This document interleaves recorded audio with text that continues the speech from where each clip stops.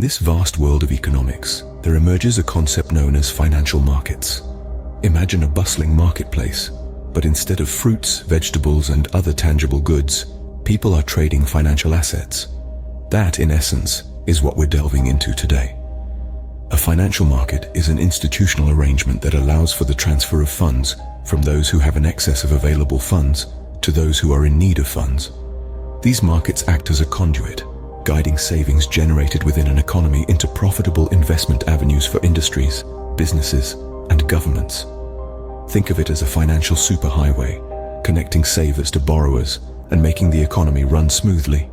But you might be wondering, what exactly are these financial assets being traded? They can range from stocks and bonds to commodities and currencies. The financial market is like a giant supermarket, offering a variety of financial products for everyone, from big corporations to individual investors. It's important to note that financial markets aren't just physical locations like the New York Stock Exchange. They also exist in the digital realm, where transactions happen in a blink of an eye, across borders and time zones. The rise of technology has made these markets more accessible, faster, and more efficient than ever before. An essential function of financial markets is price discovery.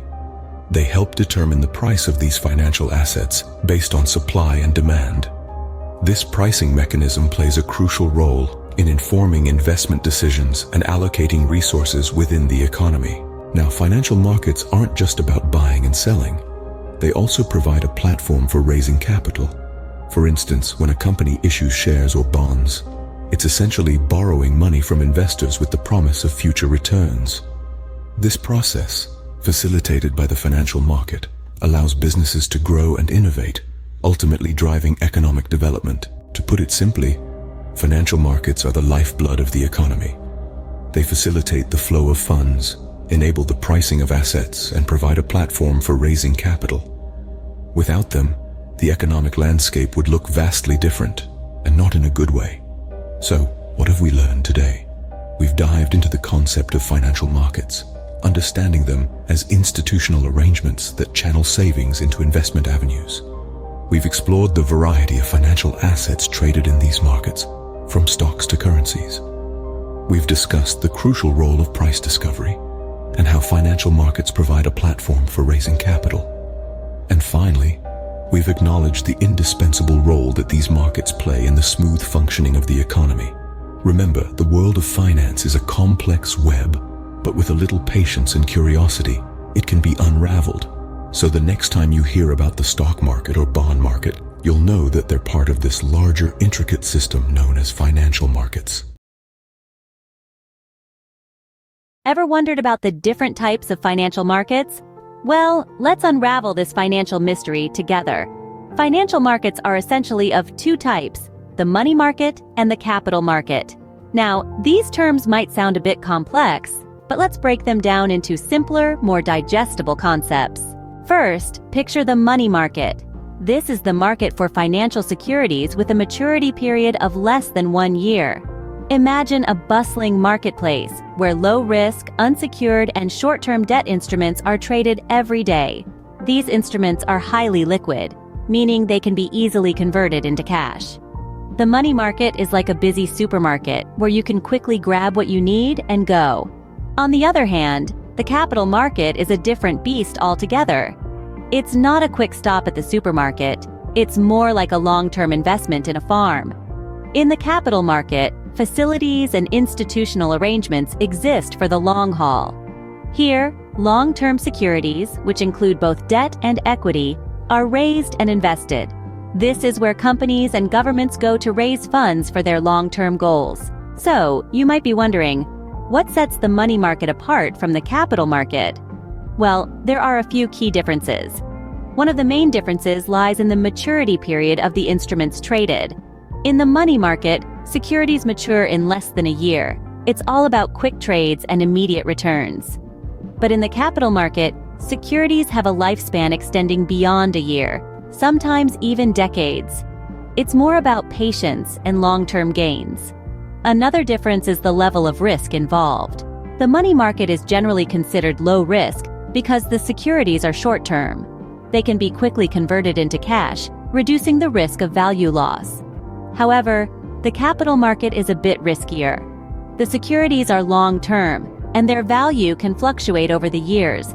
Lastly, the type of securities traded also differs. The money market deals primarily with debt instruments like treasury bills and commercial paper. In contrast, the capital market deals with both debt and equity instruments, like bonds and stocks. So there you have it, the money market and the capital market.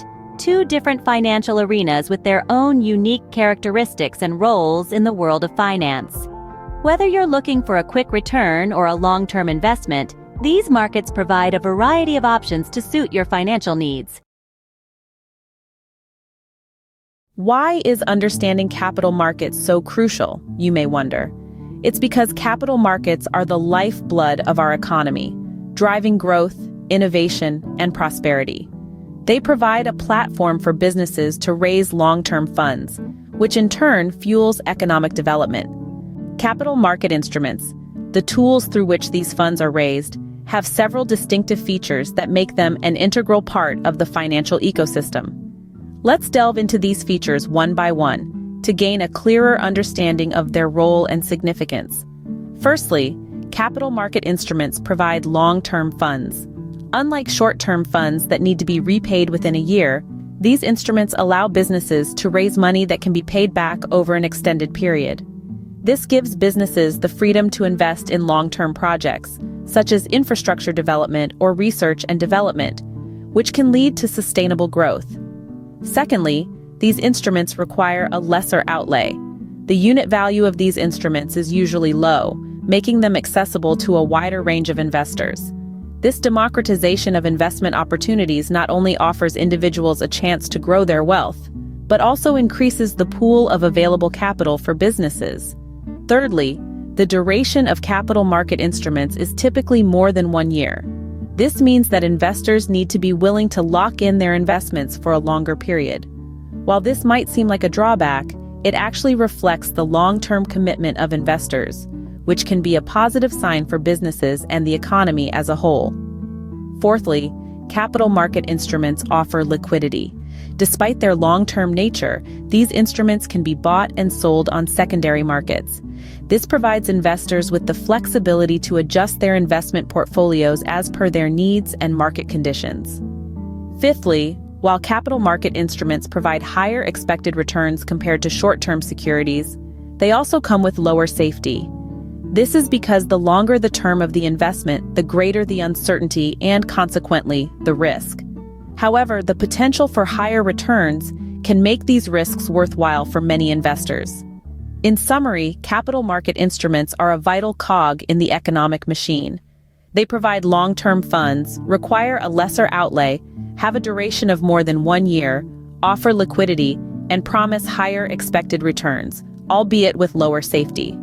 Understanding these features can help investors make informed decisions and contribute to the growth and prosperity of the economy. So the next time you hear about capital markets, remember their pivotal role and the powerful instruments they wield. Have you ever wondered what the difference is between primary and secondary markets? Today, we're going to unravel that mystery. Picture the primary market as a bustling marketplace where new stocks and bonds are issued for the first time. It's like an initial public offering, where companies sell their stocks directly to investors. These transactions channel investable funds from savers to entrepreneurs, which are then used for various purposes. These can range from setting up new projects, expanding current operations, diversifying into new areas, modernizing existing projects, or even facilitating mergers and takeovers. This is the birthplace of securities, where they make their debut into the financial world. Now, imagine the secondary market as a grand bazaar, where these existing securities are bought and sold between investors. This is where a majority of trading happens. Unlike the primary market, the company that originally issued the securities is not involved in these transactions. Instead, it's a dance between investors, buying and selling shares based on their investment strategies, market predictions, or even whims. The secondary market creates liquidity in the market. Think of it like a giant global swap meet, where securities change hands, providing investors with the opportunity to cash in on their investments. This market has a fixed location, whether it's the New York Stock Exchange or the Nasdaq. The primary market and the secondary market also have a chronological relationship. The secondary market only comes into play after the primary market. The primary market is where a company can raise capital by selling new stocks or bonds. Once these securities have been sold and are in circulation, they enter the secondary market, where they can be bought and sold among investors. So, to sum it all up, the primary market is where new securities are born, and the secondary market is where they grow up and move around. The primary market helps companies raise capital directly from investors, while the secondary market provides a platform for these securities to be traded, offering liquidity and a chance for investors to cash in on their investments. Understanding the difference between these two markets is crucial to navigating the world of finance. Whether you're a budding entrepreneur looking to raise capital for your startup, or an investor seeking to make smart investment decisions, knowing how these markets function can give you an edge. So remember, new securities are born in the primary market, and they learn to fly in the secondary market. Ever wondered what the difference between capital and money market is? Perhaps these terms sound like financial jargon that only Wall Street insiders would understand. But don't worry, anyone can grasp these concepts with a bit of guidance. Firstly, imagine a bustling marketplace, not one filled with fruits and vegetables, but one buzzing with financial instruments. That's what we call a financial market. It's a place where people come together to buy and sell assets like stocks, bonds, currencies, and derivatives. Now, within this broad marketplace, we have two significant sub-markets, the capital market and the money market. Digging deeper into the capital market, it's a place where individuals and institutions trade long-term financial securities. These securities include stocks and bonds. The capital market facilitates the raising of capital for long-term purposes. It's like a reservoir that stores and channels resources to be used for productive purposes, bolstering the economy's capacity for wealth creation. The capital market splits into two sections: the primary market, where newly issued securities are traded, and the secondary market, where existing securities are bought and sold. On the flip side, the money market is a section of the financial market where short-term, high-quality debt securities are traded. These securities typically have a maturity of less than 1 year. Think of the money market as a temporary parking space for surplus funds waiting for better investment opportunities.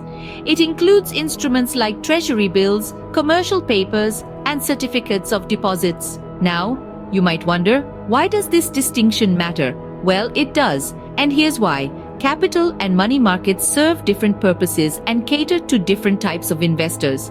The capital market is for those who are ready to take higher risks for potentially higher returns over the longer term. It supports projects that can transform economies, create jobs, and promote sustainable growth. Conversely, the money market is for those seeking safety and liquidity. It's a haven for conservative investors, financial institutions, and companies that want to park their surplus funds temporarily while still earning a modest return. In summary, the key differences between the capital and money market lie in the duration of investments, the risk involved, and the type of securities traded. The capital market is all about long-term investments, higher risks, and the trading of stocks and bonds. Meanwhile, the money market is about short-term debt securities, lower risks, and a focus on liquidity. So the next time you hear about capital and money markets, remember this: they're like two distinct shops in the financial supermarket, each catering to different investor appetites and needs. Whether it's the long haul of capital market or the quick turnover of the money market, understanding these concepts is a step towards becoming a savvy participant in the financial world. Have you ever pondered about the role financial systems play in the development of a country? Imagine a world where excess wealth from one sector could be seamlessly transferred to another sector where it's needed most. This is not a utopian concept. It's a fundamental function of a robust financial system, and it's crucial for the growth of any economy. In the grand scheme of the financial world, markets serve as intermediaries. They are the platforms where the surplus unit or the savers meet the deficit unit or the investors. This interaction is not only about the transfer of funds, it's a complex process where markets help direct these funds into the most productive investment opportunity. This function of the market, often referred to as resource allocation, is the backbone of any economy. It ensures that funds are not lying idle and are instead put to good use, generating wealth and contributing to economic growth. In the financial ecosystem, there are different types of markets, each with its unique role and characteristics. The capital market is one such segment. Governed by the Securities and Exchange Board of India, or SEBI, it's where long-term debt or equity-backed securities are bought and sold. The capital market plays a pivotal role in mobilizing the savings of the public and directing them towards productive ventures. But there's another market segment that plays an equally important role, the money market. In this segment, unsecured and short-term debt instruments are actively traded every day. These instruments include treasury bills, commercial papers, and certificates of deposit. The money market is a wholesale market, and it is primarily used by large institutions to manage their short-term funding needs. Now, you might wonder how these two market segments differ. Well, there are three primary differences. First, the capital market deals with long-term securities, whereas the money market deals with short-term debt instruments. Second, the capital market aids in capital formation for a longer duration, while the money market helps manage short-term liquidity. And third, the capital market involves a higher degree of risk compared to the money market due to the longer maturity period of its securities. To sum up, the market, whether it's the capital market or the money market, plays a crucial role in the financial system. It facilitates the transfer of funds from sectors with surplus to those in need, and in the process, ensures that the funds are directed to the most productive investment opportunities. The differences between these two market segments lie mainly in the nature of the securities traded, the duration, and the risk involved. Understanding these differences and the function of the markets can provide valuable insights into the workings of the economy and the development of a country.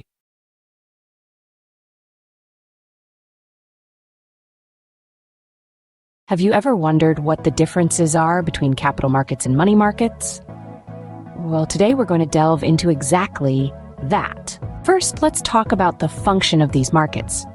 Essentially, both of these markets are performing a function known as financial intermediation or capital allocation. This is a fancy way of saying that they're helping to move funds from those who have them to those who need them. However, these two markets differ significantly in terms of the instruments that are traded. In the capital market, you'll find long-term securities such as stocks and bonds being traded. These instruments represent ownership in a company or a loan made by an investor to a company or government. On the other hand, in the money market, you'll find short-term debt instruments such as treasury bills, commercial papers, certificates of deposit, and repurchase agreements being traded. These are typically unsecured and represent short-term loans made by investors to governments or companies. Next, let's consider the maturity period of the instruments traded. In the capital market, securities have a relatively longer maturity period, typically more than 1 year.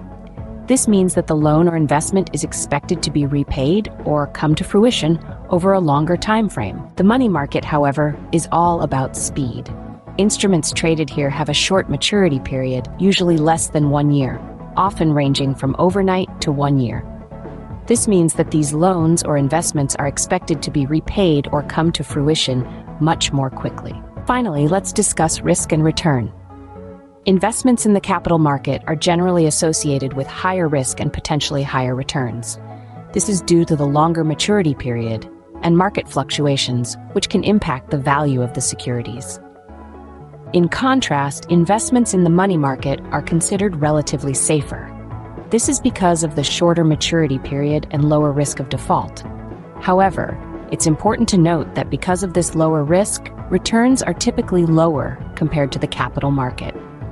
So, to sum up, the capital market and the money market are both vital components of the financial system.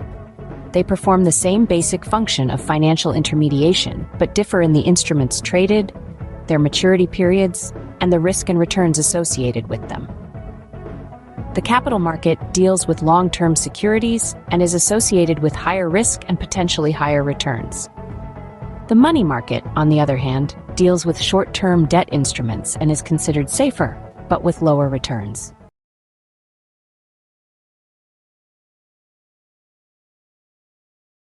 Do you know the difference between the primary and secondary market? It's a question that might seem daunting at first, but once you get the hang of it, it's as simple as understanding the difference between buying a brand new car and purchasing a second-hand one. Imagine you're in the market for a car. You could go to a dealership, select a brand new model right off the assembly line, and purchase it. This is like the primary market in finance. The primary market is where securities, such as stocks and bonds, are created and sold for the first time. It's a direct transaction between the buyer and the original issuer of the security. Just like buying a new car, you're dealing directly with the manufacturer, or, in this case, the company issuing the security. Now consider a different scenario. Suppose you decide to buy a pre-owned car. You're not dealing with the original manufacturer, but with someone who previously owned the car. This represents the secondary market. In the secondary market, investors buy and sell securities they already own. It's like a bustling marketplace where pre-owned cars, or in this case, securities, are traded. A crucial aspect to note is that in the primary market, the issuing company receives the funds from the sale of securities. It's like the car manufacturer receiving your money when you buy a new car. However, in the secondary market, the issuing company doesn't receive any funds from the transaction. It's like the original car manufacturer not getting a cut when you buy a pre-owned car. Another key difference lies in the pricing of securities. In the primary market, the price of securities is set beforehand. It's like the sticker price on a new car at the dealership. On the contrary, in the secondary market, prices fluctuate based on supply and demand. It's similar to how the price of a pre-owned car can vary depending on various factors. To summarize, the primary market is where securities are born, sold directly from the issuer to the buyer. It's where the issuer benefits directly from the sale. On the other hand, the secondary market is a platform for trading securities that have already been issued. Here, the issuer doesn't benefit from the transactions, and prices fluctuate based on supply and demand. So the next time you think about buying a car, remember this comparison. It might just help you understand the financial world a little better. And who knows, it could even make you a savvier investor down the line. Because in finance, as in life, understanding the market can make all the difference. Ever wondered what a stock exchange is and how it functions? Picture this: a bustling marketplace, but instead of fruits, vegetables, or trinkets, this market deals in securities such as shares and debentures. Welcome to the world of stock exchanges. A stock exchange, in essence, is an institution. It's not just a physical place, but a platform where buying and selling of existing securities happen. Imagine it like an organized supermarket for financial transactions. But instead of exchanging goods for money, securities are exchanged. This could be shares, debuts, or other financial instruments, all trading hands in a regulated environment.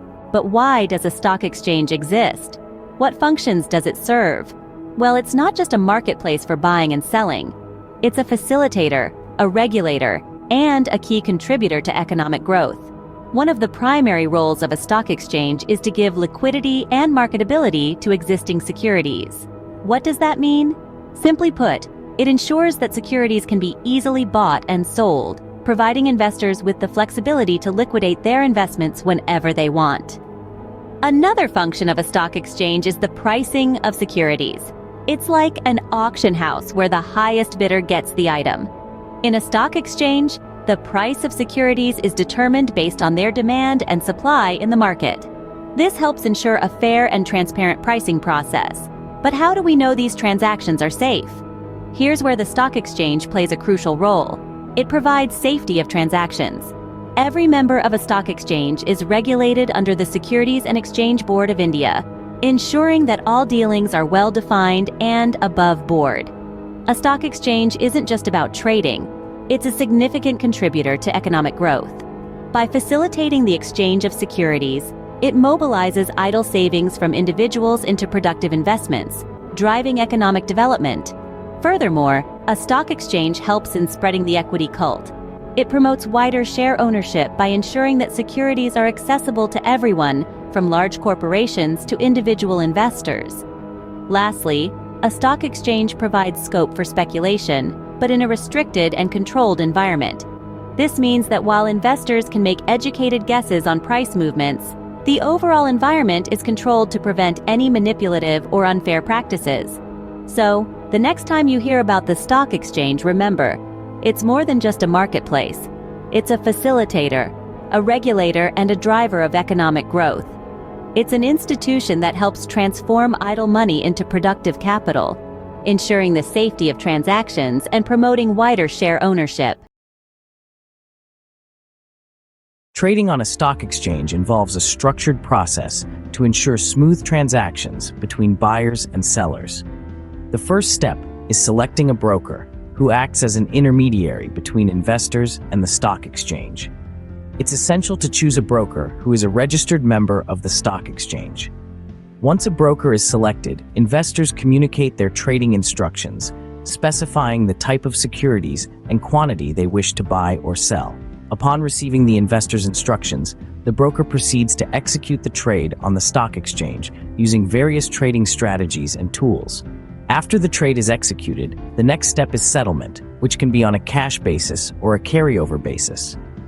Modern stock exchanges have transitioned to online, screen-based electronic trading systems, improving efficiency and transparency. Additionally, many exchanges have introduced electronic book entry systems to streamline the process of holding and transferring securities through dematerialization.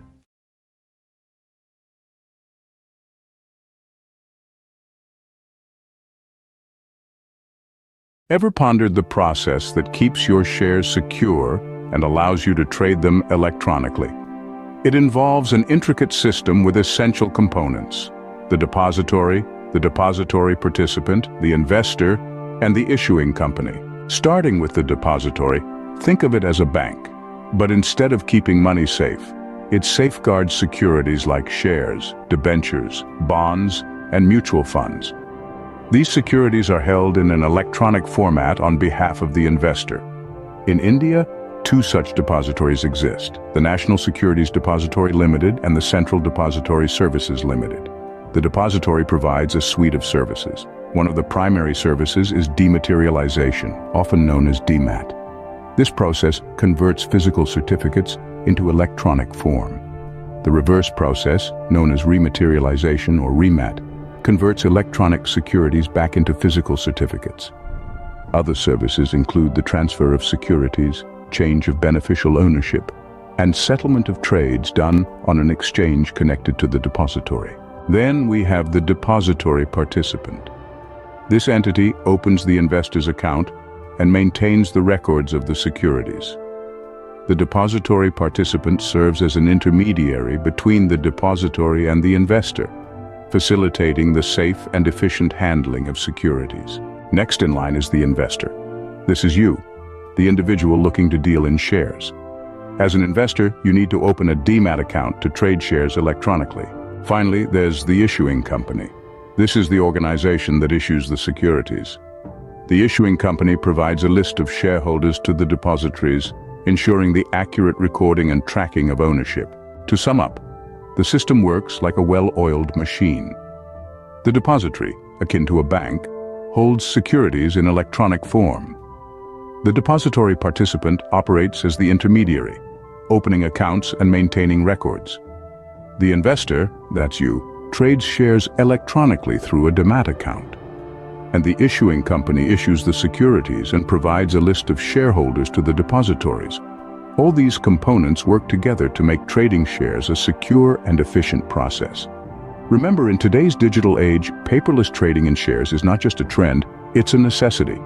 And this system, with the depository participant, the investor, and the issuing company, makes it possible. So, the next time you trade shares, know that you're part of a sophisticated system that keeps your investments safe and secure.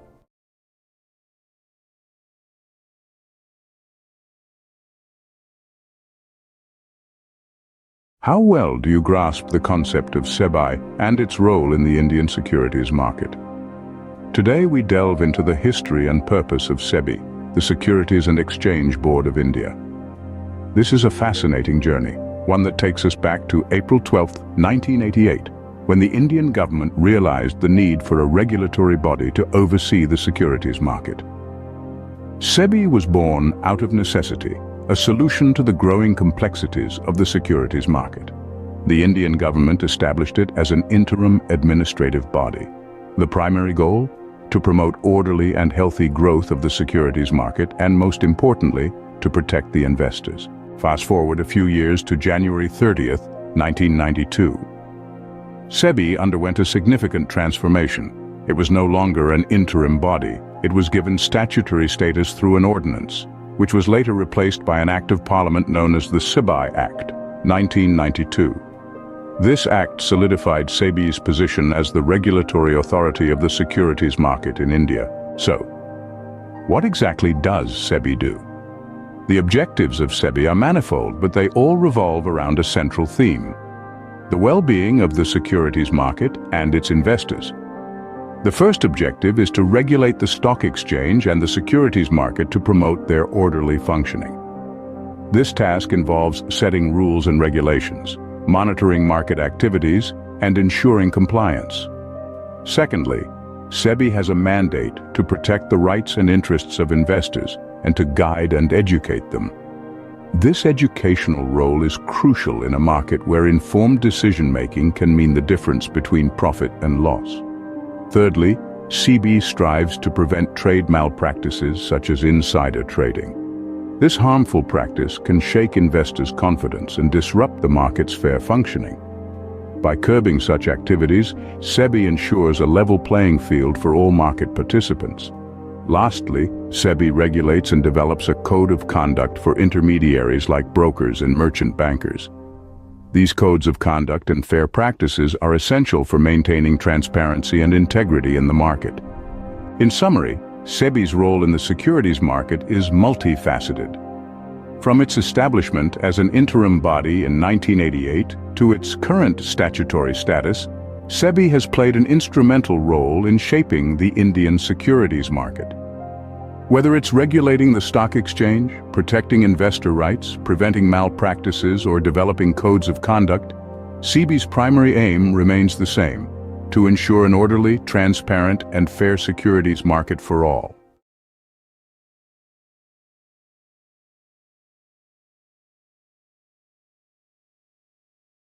Have you ever wondered, what keeps the securities market in India in check? Well, the answer to that is the Securities and Exchange Board of India, commonly known as SEBI. As the regulator of the securities market in India, SEBI has a crucial role to play in maintaining the health and integrity of the market. But what exactly are the functions of SEBI? Today, we will explore these functions and understand their significance in the securities market. Firstly, we delve into the protective functions of SEBI. This aspect of SEBI's role is to guard the interests of the investors and the securities market. It prohibits fraudulent and unfair trade practices in the secondary market, such as price rigging and misleading statements. In addition, SEBI also prohibits insider trading, which involves trading based on non-public material information about the security. The board also has a role in educating investors and promoting fair practices and code of conduct in the securities market. Next, we move on to SEBI's developmental functions. These are aimed at fostering the growth and development of the securities market. SEBI promotes the training of intermediaries in the securities market. It also focuses on investor education, ensuring that investors are well informed and can make sound investment decisions. Furthermore, SEBI promotes a fair practices code of conduct for all self-regulatory organizations.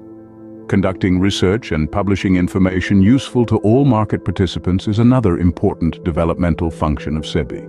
Lastly, we look at the regulatory functions of SEBI.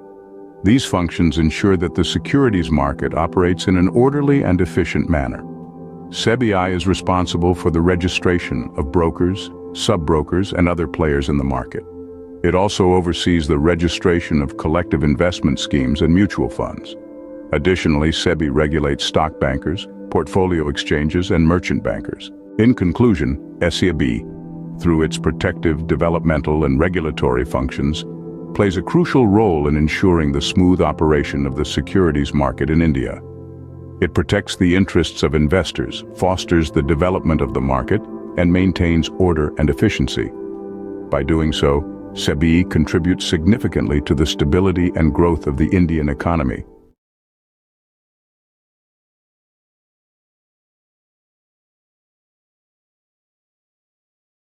Imagine having insider information about a bank's stock. What would you do? Would you take advantage of the situation, or would you play by the rules? This is a story of two individuals, Mr. Sanjay Nehra and Sudhir, who chose a path that led them into a complex web of financial intrigue and legal consequences.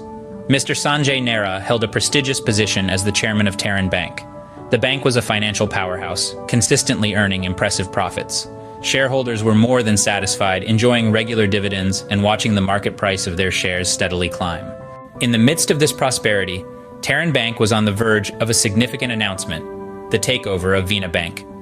As one might expect, such a move would cause Taran Bank's share price to skyrocket. Mr. Sanjay Nehra, being privy to this information, was aware of the financial windfall that was about to occur.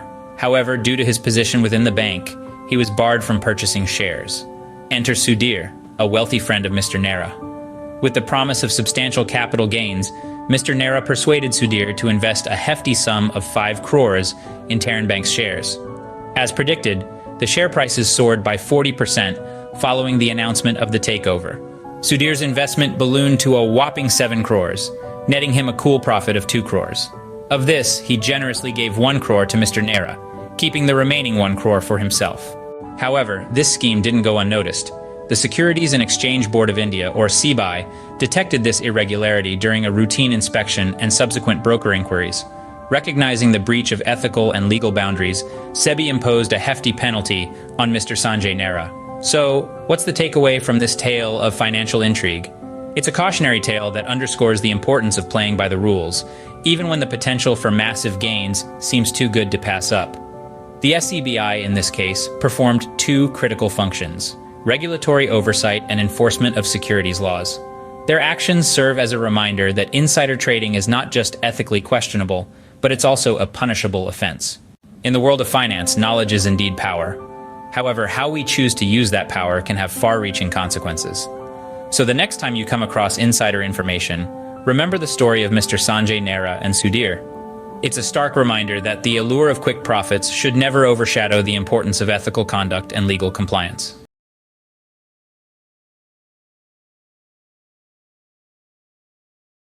Why do financial markets need regulatory bodies? Is it just about red tape and bureaucracy, or is there more to it? To answer these questions, consider the intriguing case of Mr. Sanjay Nehra. Mr. Nehra, a seemingly ordinary man, found himself tangled in a web of insider trading. He had influenced a friend to buy shares of Taran Bank, armed with confidential information about the bank's impending takeover of Veena Bank. This is a clear violation of securities laws, and it's where the Securities and Exchange Board of India, or SEBI, came into play. SEBI operates as a watchdog, its eyes constantly scanning the horizon of the financial market. It conducts regular inspections and inquiries, ensuring that everyone is playing by the rules. In the case of Mr. Nehra, it was SEBI's keen observation that detected the irregularity of his actions. This ability to monitor trading activities and investigate potential violations is a critical function of SEBI, and indeed, of any financial regulatory body. However, SEBI's role doesn't end with just detection. It's also responsible for the enforcement of penalties. Once SEBI had uncovered Mr. Nehra's insider trading, it didn't hesitate to act.